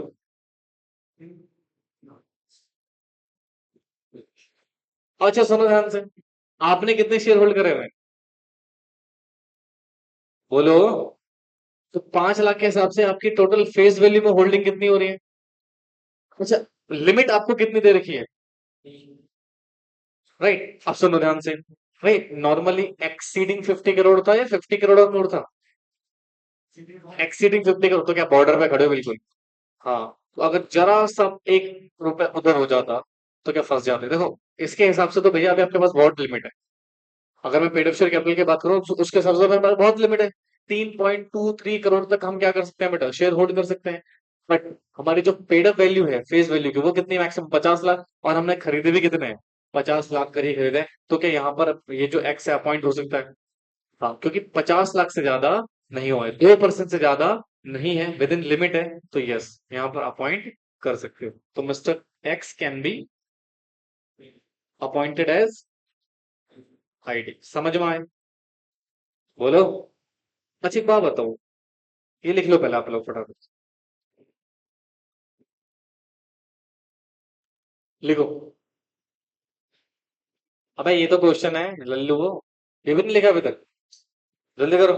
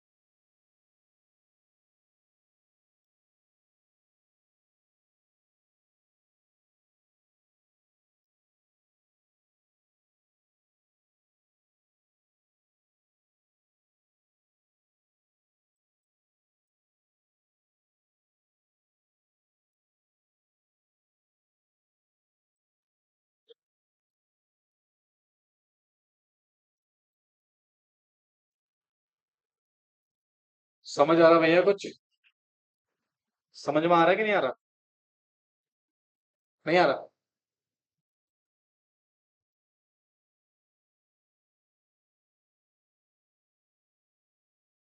ये जो छुट्टी करके बैठे हैं सोच रहे हैं रिकॉर्डिंग देख लेंगे, मैं रिकॉर्डिंग ही प्राइवेट कर दूंगा आज। देखो रिकॉर्डिंग ना लाए।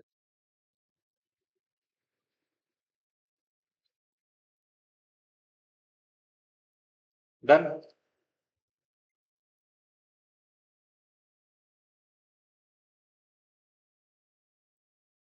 इधर देखो, क्या आईडी अपॉइंट कर दिया होगा हमने? हाँ जी। अभी जो मिस्टर एक्स के जो रिलेटिव है, relative of mister x further hold 50,000 shares. इन्होंने फिर से क्या कर लिया बेटा? और 50,000 के शेयर क्या कर लिए? होल्ड कर लिए। सुनो, अब इनके नंबर ऑफ शेयर कितने हो जाएंगे? 55 लाख। बोलो भैया। हालांकि अभी भी इनके पास लिमिट 2% के हिसाब से तो बहुत ज्यादा है, बट क्या 50 लाख से ज्यादा हो गया है? 50 लाख से ज्यादा हो गया, ओहो। बट डायरेक्टर तो हमने इसको अपॉइंट कर लिया है, तो क्या अब इसको ये आईडी रहेगा, या आईडी की कंडीशन ब्रीच हो गई? आईडी की कंडीशंस क्या हो गई भाई साहब? ब्रीच हो गई हैं, क्योंकि इमिडिएटली ऑफिस ऑफिस खाली करना पड़ेगा। बोलो। हाँ जी, तो इमिडिएटली आपको इंडिपेंडेंट डायरेक्टर का जो ऑफिस है, आईडी का जो ऑफिस है, वो विकेट करना पड़ेगा। क्या करना पड़ेगा? वेकेंट खाली करना पड़ेगा, छोड़ना पड़ेगा, क्योंकि अब आप आईडी नहीं रहे।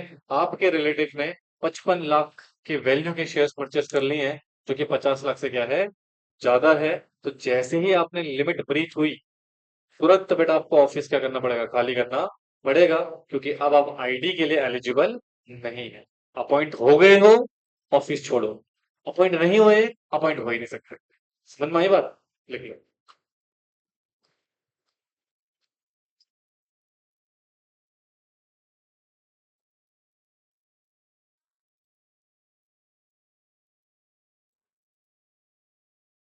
ये ऐसा थोड़ी है, अपॉइंटमेंट के वक्त ही कंडीशन फुलफिल होनी चाहिए। Condition must be full at the time of appointment and during the appointment as well. ठीक है? यानी कि अपॉइंट होने के बाद कंपनी के प्रमोटर बन जाओ। बारात में थोड़ी आए हो। अमित आ रहा है सुनने? क्या आ रहा है? खड़ा हो जाए फिर।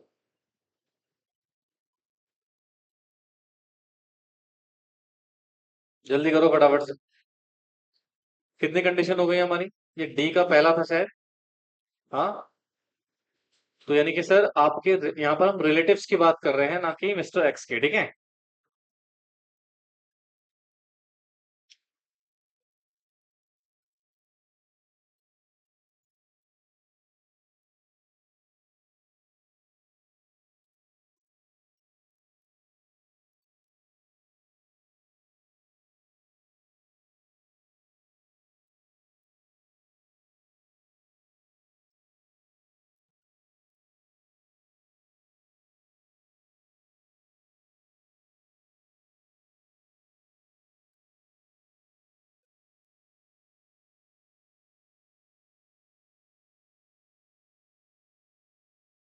हो गया बच्चों?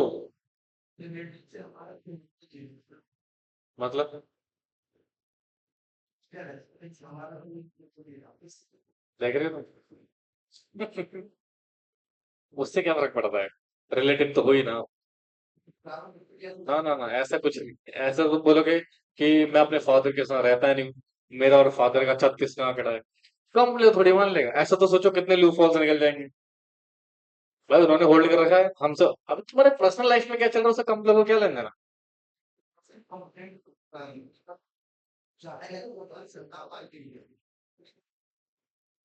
ओए भैया हेलो।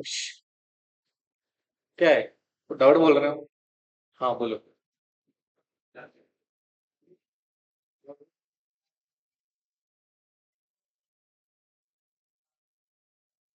हाँ मत बनो। कंपनी को उससे क्या लेना देना? या तो अपनी सिस्टर से बोलो कि क्या करे, शेयर्स वगैरह जो है वो बेच दे, तभी बन पाओगे, अदरवाइज पॉसिबल नहीं है दोस्त। ठीक है? अगर शेयर्स होल्ड है तुम्हारे पर्सनली क्या रिलेशन चल रहे हैं उससे हमें कोई मतलब नहीं। अब जैसे मान लो तुम्हारी शादी होती है कल, ठीक है, तुम्हारी वाइफ ने किसी कंपनी में क्या, सेपरेट रह रहे हो, डाइवोर्स नहीं हुआ है, वाइफ है, गुस्से के मारे वो मायके में रह रही है, ठीक है। अब जैसे मान लो तुम किसी कंपनी में आईडी हो, ऑलरेडी आईडी अपॉइंटेड हो, अब उसको पता लग गया, उसने उस कंपनी में 50 लाख से ज्यादा के शेयर परचेज कर लिए, हटा देना लाइक को, ठीक है। तो वो तुम्हारा अपना पर्सनल मैटर है भाई। जैसे ही लिमिट ब्रीच होगी, लॉ क्या बोलेगा, ओहो, हटाओ इस बंदे को, भगाओ इनको यहाँ से, he is not know more ID, क्योंकि कंडीशंस क्या हो चुकी है, ब्रीच हो चुकी है, ठीक है। अब इसमें कोर्ट का क्या लेना देना भाई, कोर्ट भी बोलेगा भाई तुम आपस में निपट लो, इसमें हम क्या बोल सकते हैं, समझ रहे हो बात को। तो तुम अपनी वाइफ से बोलना, ओ क्या कर दिया तूने ये, तुम कंपनी लॉ से कुछ नहीं बोल सकते भाई, क्योंकि लॉ तो अपने हिसाब से चलेगा। पर्सनल रिलेशनशिप का ऐसे कोई लेन देना नहीं, समझो ना। क्या एक्शन लेना है इसमें, उसने कोई क्राइम करा है, या तुम्हारे साथ कुछ क्राइम करा उसने, डोमेस्टिक वायलेंस, बेल इन बेल से मारा हो, उसने तो भाई उसके पास राइट है शेयर परचेज करने, और शेयर परचेज ही।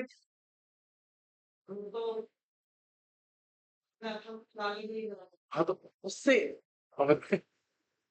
भाई मुझे लॉजिकली बताओ, इसने 50 लाख के शेयर परचेज कर लिए, इसमें तो मना नहीं है ना शेयर परचेज करने को, तो कोई मना ही नहीं है ना, खरीद सकते हो आराम से।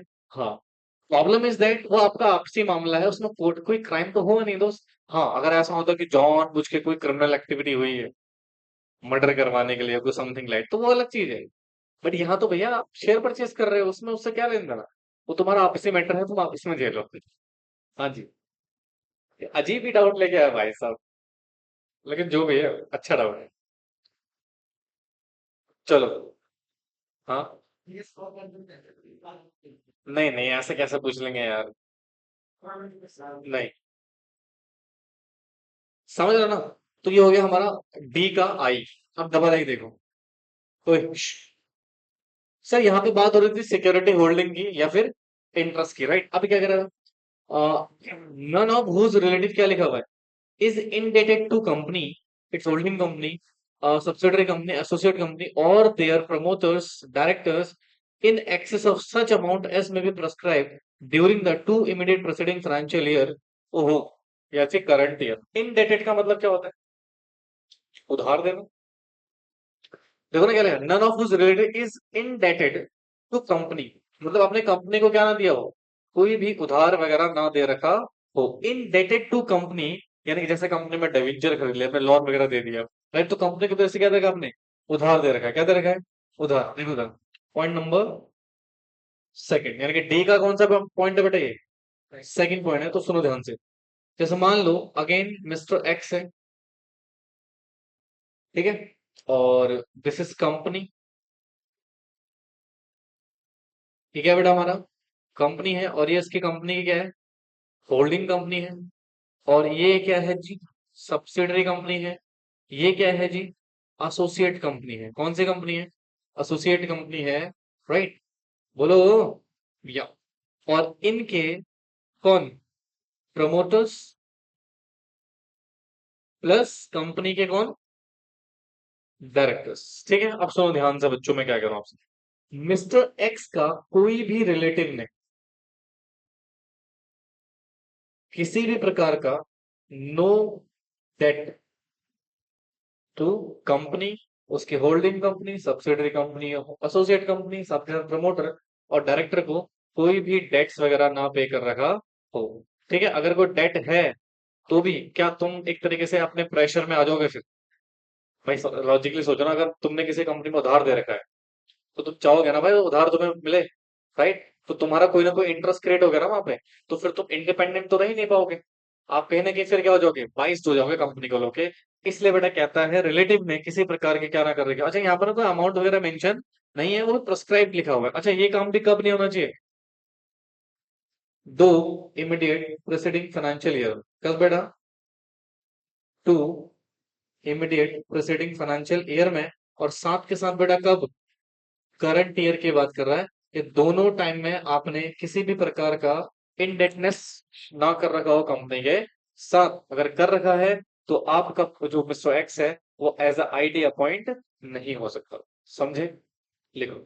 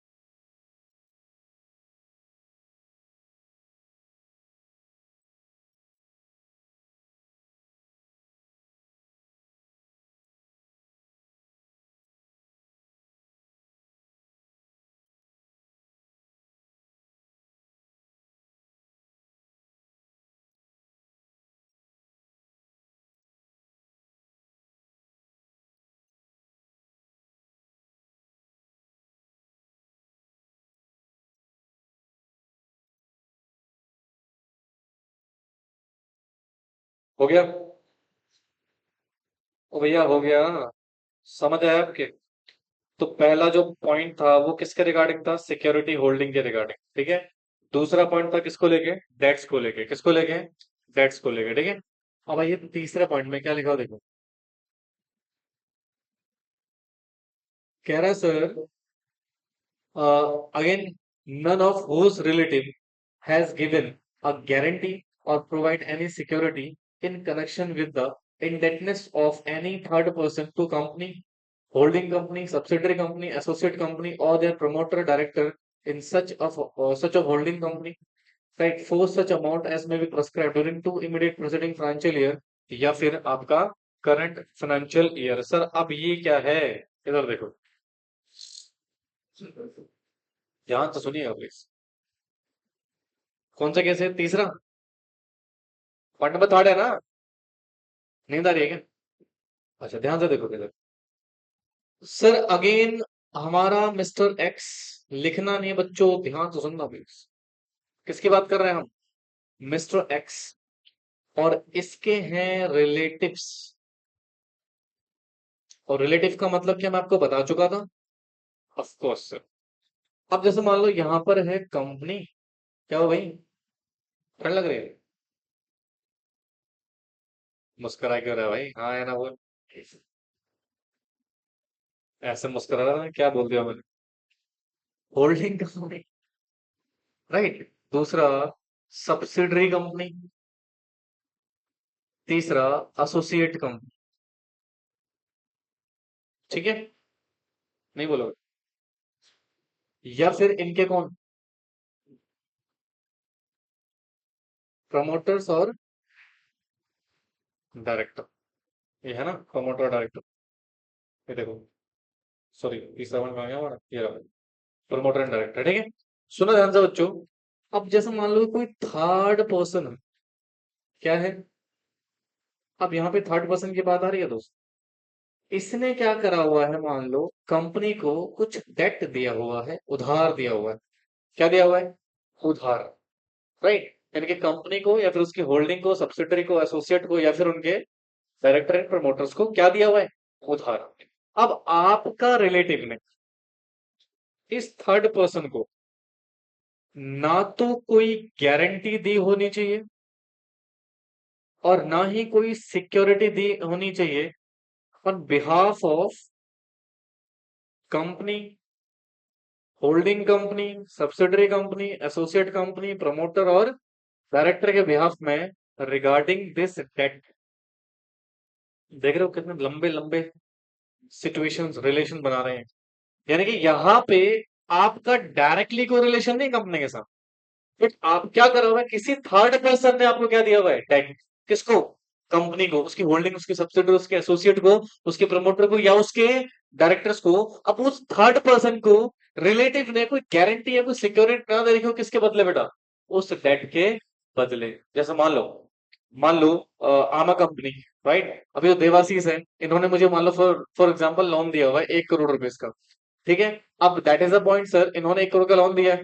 अब मान लो अमित ने उस लोन की गारंटी किसको दे रखी है? देवाशीष को। किसकी गारंटी बेटा? कि अगर ये कंपनी नहीं चुकाएगी तो कौन चुकाएगा? अमित चुकाएगा। ये अमित ने कोई सिक्योरिटी दे रखी है, राइट। तो उस केस में जो अमित का रिलेटिव है वो क्या नहीं बन सकता मेरी कंपनी में? आईडी नहीं बन सकता, क्योंकि डायरेक्टली रिलेशन है, इनडायरेक्ट रिलेशन है। इनडायरेक्ट है भैया, यानी कि किसी थर्ड पर्सन ने भी अगर डेट दिया हुआ है और उस थर्ड पर्सन को गारंटी दे रहे हो कंपनी के बेhalf में या सिक्योरिटी दे रहे हो भैया, तो भी आप कंपनी में क्या नहीं बन सकते? आईडी नहीं बन सकते। यानी कि आपकी किसी प्रकार की गारंटी, सिक्योरिटी नहीं होनी चाहिए बेटा। किसको? उस व्यक्ति को जिसने कंपनी को क्या दे रखा है? उधार दे रखा है। क्या दे रखा है? उधार। कंपनी को या उसके होल्डिंग को, सब्सिडरी को, या फिर प्रमोटर को किसी प्रकार का उधार दे रखा है, तो उसमें भी आपकी किसी प्रकार की गारंटी या सिक्योरिटी इन्वॉल्व नहीं होनी चाहिए। समझ में आए? इसका मतलब सर इंडिपेंडेंट डायरेक्टर की पोस्ट है बड़ी इंपॉर्टेंट। समझ रहे हो ना? लिखो। अच्छा तुम दोनों को आ रहा है समझ में? पक्का?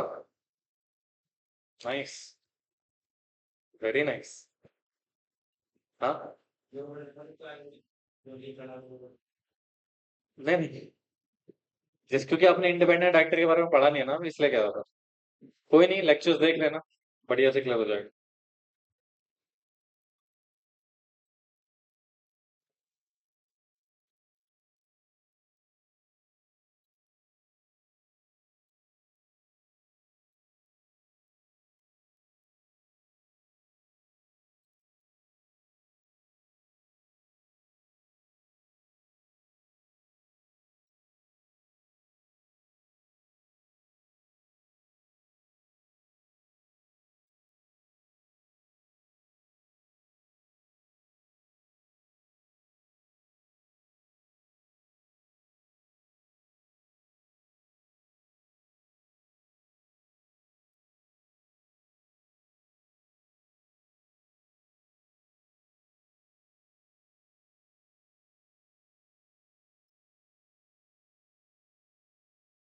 डन।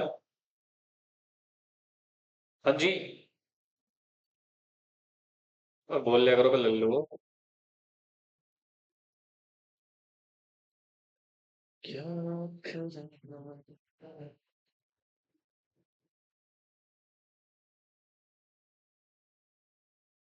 नहीं पते। क्या सा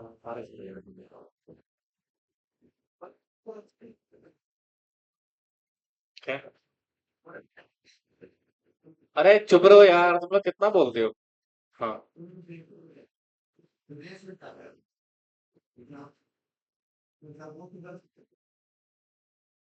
मतलब।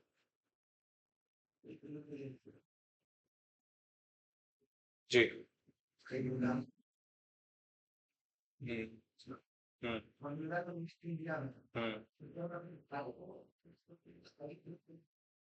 वो फॉरेन कंपनी से इस कंपनी का क्या लेन देना?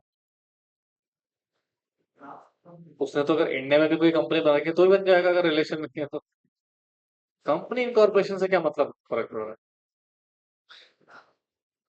हाँ हाँ, मैं समझ गया। तो उसमें आपको अपनी कंपनी पर भाई को आईडी बनाना है? क्यों भाई? नहीं बन सकता, किसी भी कीमत में नहीं बन सकता।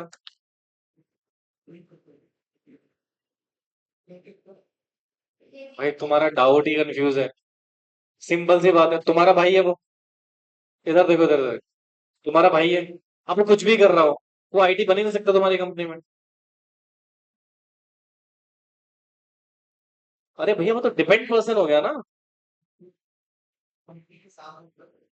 उसने कंपनी दुबई में कंपनी बनाने से क्या आपका रिलेशन खराब हो जाएंगे?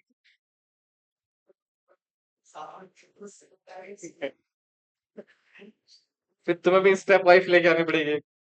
Okay, no listen please. कैसे कैसे लोग रहते हैं इस दुनिया में भाई। चलो, पॉइंट ये वाला हो गया। ये भी हो गया। ये भी हो गया। अमित, सो रहा है क्या? अब देखो पॉइंट नंबर 4। ओए होए, फिर से रिलेटिव वाला ही पॉइंट है दोस्त। कौन सा पॉइंट है? रिलेटिव वाले पॉइंट देखो। None of relative has any other peculiar relationship या relationship, sorry, any peculiar transaction relationship with company, उसकी subsidiary company, holding company, associate company, जिसकी वैल्यू कितनी है बेटा? 2% और more of its total gross turnover या total income singly or in combination with transaction referring clause I, clause double I, clause triple I. क्या मतलब है सर इसका?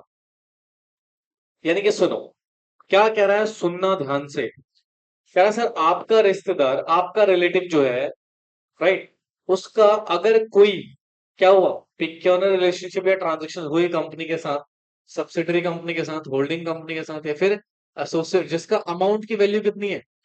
2% और more of its gross turnover या total income singly in combination of above reference transaction clause I, clause double I, clause triple I. अब जरा सुनना ध्यान से। ये देखो, ये जो तीन सिचुएशन आपने पढ़े, पहला सिक्योरिटी वाला, दूसरा डेट वाला, तीसरा भी डेट वाला था बट थर्ड पर्सन से था, राइट? अब सुनो ध्यान से। पॉइंट नंबर 4 क्या बोल रहा है? पर्सन है मिस्टर एक्स। भाई ध्यान सुनना प्लीज, ये कंफ्यूजन होगा थोड़ा सा इसमें। इनका रिलेटिव, मिस्टर एक्स और उनका रिलेटिव कंपनी के साथ, और कौन है? होल्डिंग, और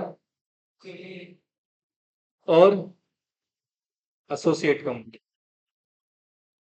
ठीक है। अब सुनना ध्यान से बच्चों, मैं क्या कह रहा हूं। यानी कि आपके रिलेटिव का यदि, पहले बात तो कह रहा है नो अदर पिक्यूनरी ट्रांजैक्शन या फिर रिलेशन नहीं होना चाहिए। किसके साथ? कंपनी के साथ, या फिर क्या बोलो, होल्डिंग के साथ, या फिर सब्सिडरी, या फिर एसोसिएट के साथ। कोई भी अदर पिक्यूनरी ट्रांजैक्शन नहीं होना चाहिए। कितनी वैल्यू का? जिसकी ट्रांजैक्शन की वैल्यू 2% ऑफ किसकी बेटा? ग्रॉस टर्नओवर या फिर ग्रॉस इनकम। अब सुनो, हाँ भाई, टोटल ग्रॉस एक ही बात होती है, देखो ध्यान से। अब इस ट्रांजैक्शन को हम दो फॉर्मेट में लेंगे। या तो इसको सिंगली लेंगे, एकमात्र पॉइंट नंबर 4, या फिर आप इसको कॉम्बिनेशन के साथ भी ले सकते हो। कॉम्बिनेशन मतलब क्या? आई, डबल आई और ट्रिपल आई, तीनों को क्या कर दोगे?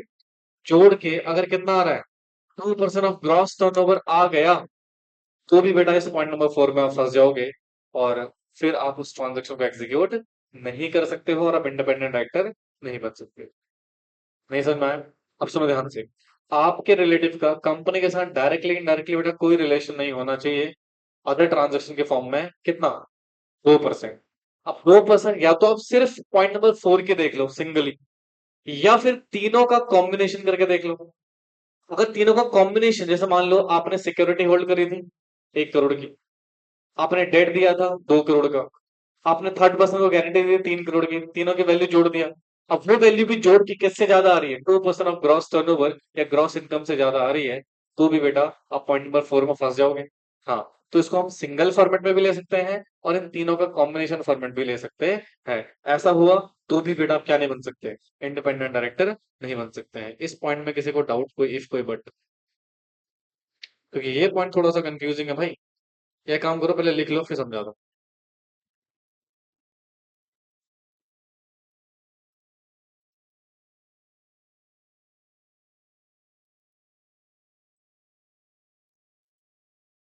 कृपया बातें ना करें, और बातें करें तो मैं क्लास से बाहर निकाल सकता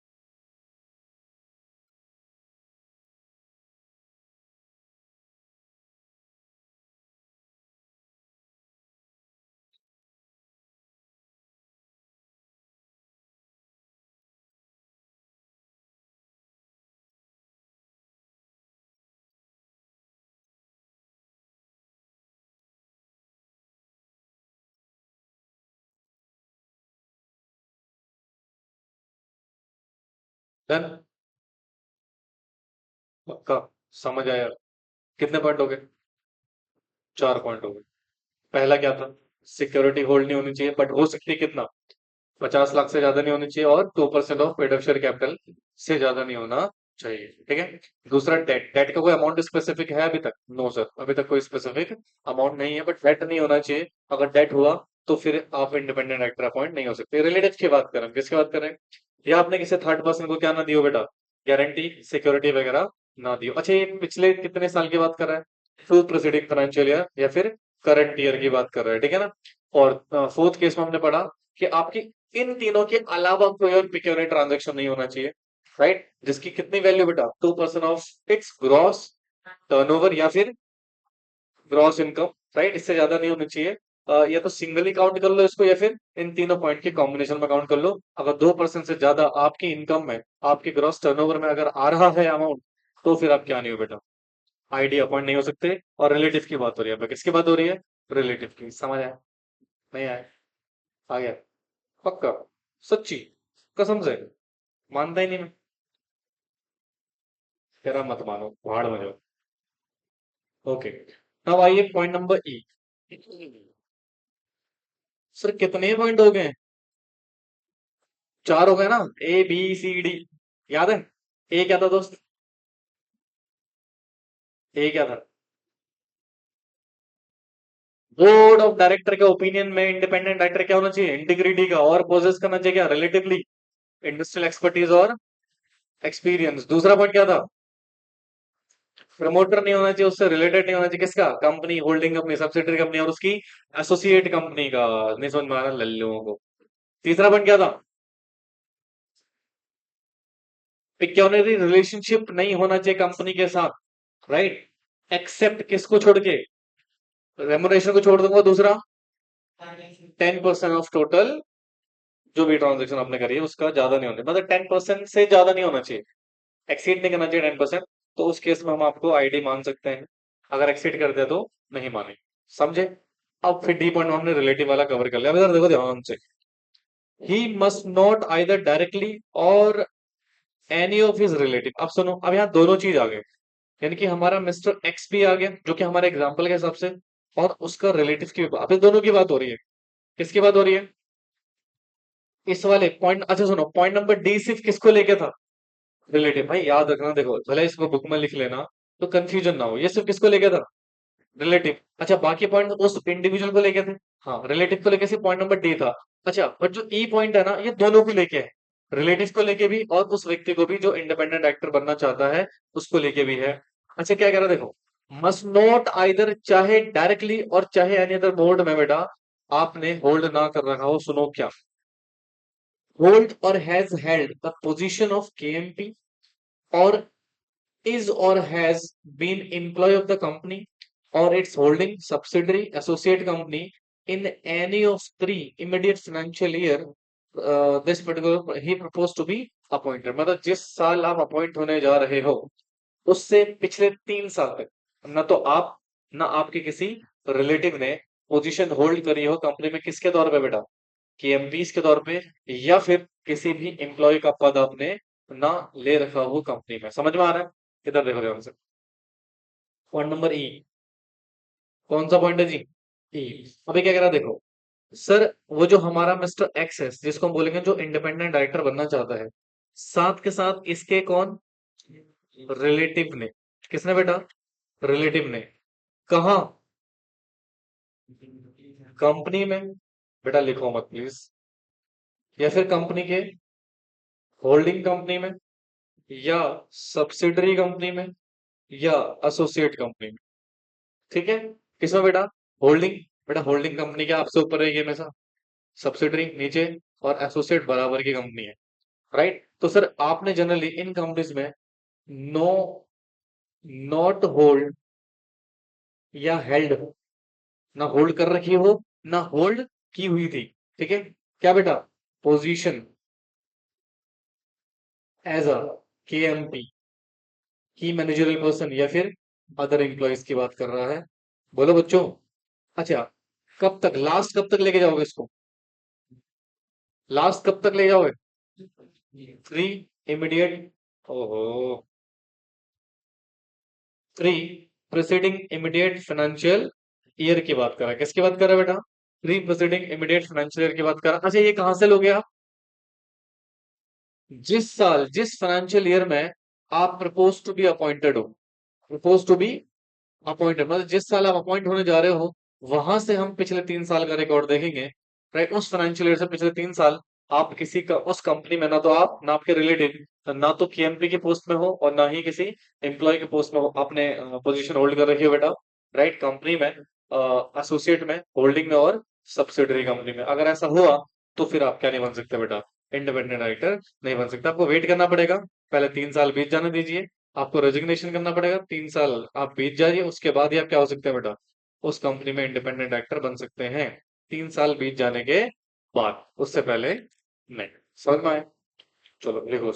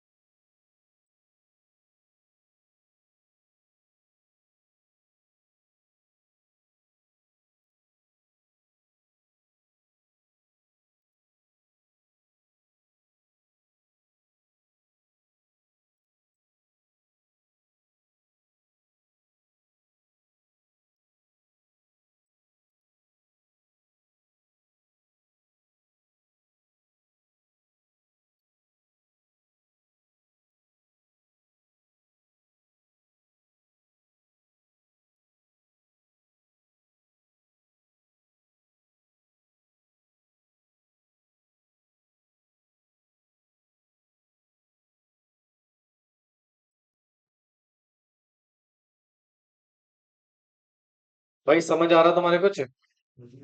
हाँ, बोलो जी।